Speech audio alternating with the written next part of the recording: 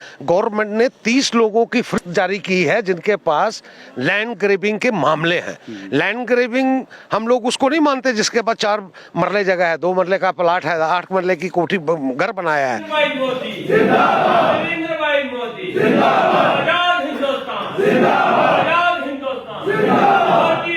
Party, Bharatiya Janata party, Bharatiya Janata party. किसी गरीब से जमीन कोई नहीं छीनेगा। ये मसला ही कुछ और है।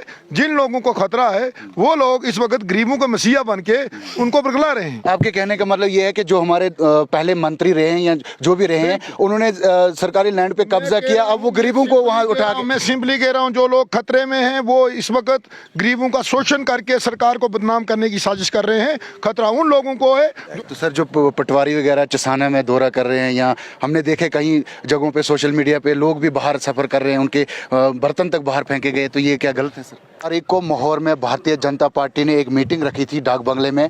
इस मीटिंग का क्या मकसद था, आइए हम इनसे जानने की कोशिश करेंगे। हमारे साथ खास बातचीत करने के लिए बलदेव राज है, जो क्या मीटिंग का मकसद था सर? आज की मैं थोड़ी सी आपकी करेक्शन करूंगा। मैं तो डिस्ट्रिक्ट प्रेसिडेंट नहीं, मैं XMLA हूँ। और दूसरी बात ये कि एज ए मुझे शील जी के साथ जहाँ आने का मौका मिला, शील जी 56 गुलाबगढ़ कॉन्स्टिट्यूंसी के प्रभारी है और मैं इनका सहयोगी हूँ।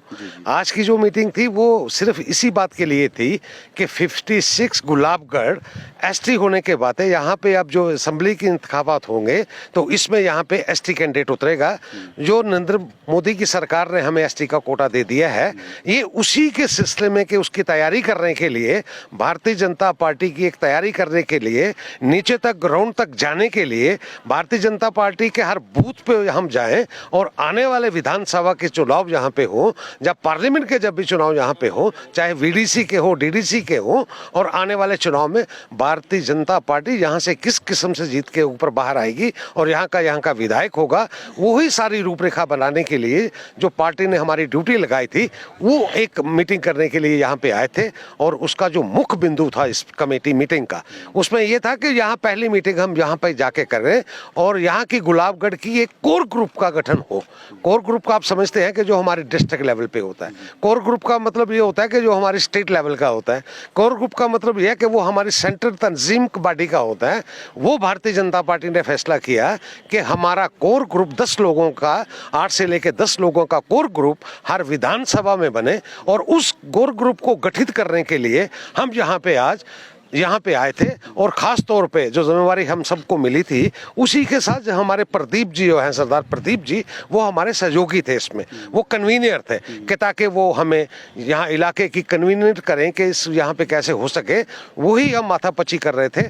और मैं आपको कह सकता हूँ कि हमने वो एक कोर ग्रुप का गठन करने की कोशिश की है।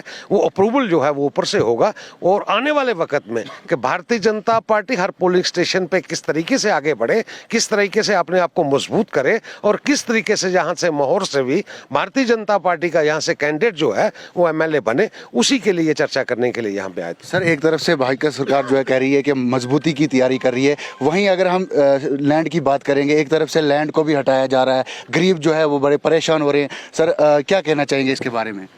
लैंड का ये है कि ये ऐसा कन्फ्यूजन है, शायद आप तक ये बात पहुंची भी होगी, सब लोगों के बात पहुंची और हमारी मीटिंग में भी इस मुद्दे में शिद्दत से, हालांकि हमारा वो उसमें एजेंडा नहीं था, मगर लोगों की तरफ से परेशानी आ रही थी जो पब्लिक का एक मतलब के मुद्दा था, उस पर भी हमने चर्चा की है। और चर्चा में यही हमने बात रखी है और हमें जो जानकारी भी है कि उसमें कल से जो फरीक हैं वो सुप्रीम कोर्ट में वहाँ पे गए हैं और सुप्रीम कोर्ट ने यकीन दहानी करी है कि किसी गरीब को, किसी मजलूम को, किसी छोटे को ये ना तो सरकार तंग करेगी और ना ही हमें पूरी उम्मीद है कि जो हमारी कोर्ट्स हैं वो भी तंग करेंगे। ये घबराने की कोई ज़रूरत नहीं है, ये सब ठीक हो जाएगा। तो सर, जो पटवारी वगैरह चसाना में दौरा कर रहे हैं, या हमने देखे कई जगहों पे सोशल मीडिया पे लोग भी बाहर सफ़र कर रहे हैं, उनके बर्तन तक बाहर फेंके गए, तो ये क्या गलत है सर?